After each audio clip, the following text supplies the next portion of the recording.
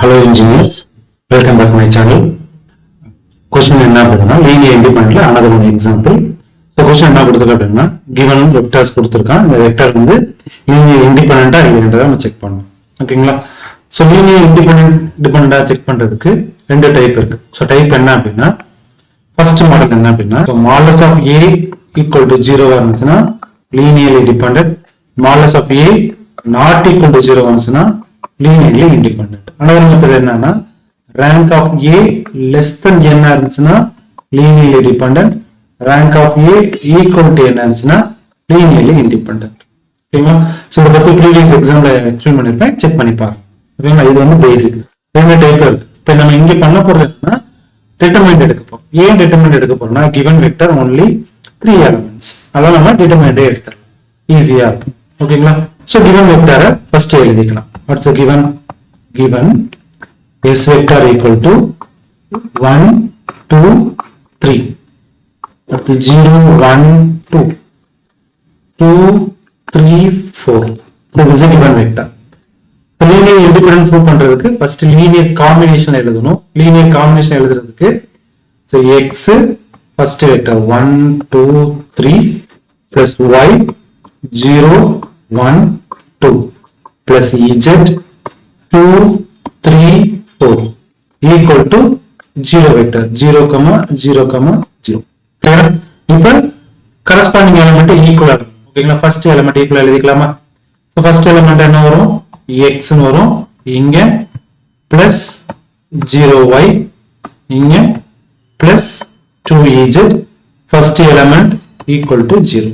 Okay, next second element 2x 1y 3z plus 3z equal to second element 0. Next third element 3x 2y 4z plus 4z equal to 0. Okay, இது matrix ஃபார்மேஷன்ல மாத்தும். இதோட coefficients எடுத்து எழுதிட்டோம்னா matrix formation வந்துரும். First coefficients எழுதலாமா?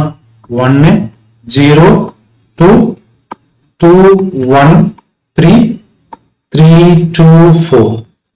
So unknown variable x, y, z equal 0 0 0. So this is a form of a x is equal to 0.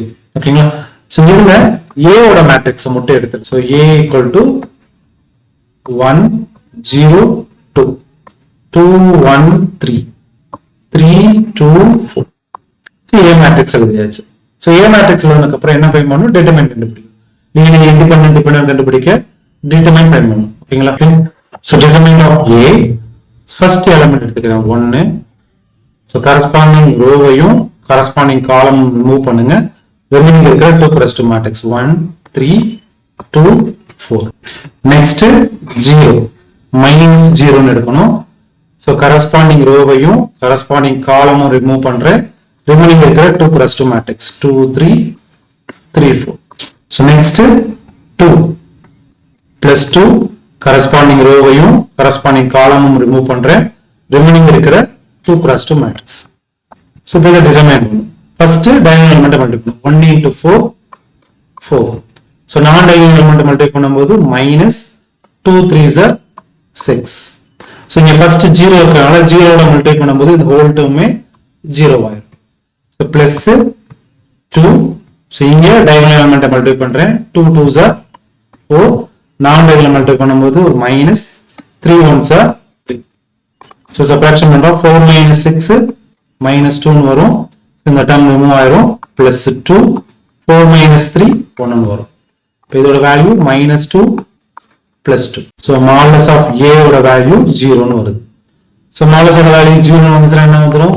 therefore given vectors are linearly dependent.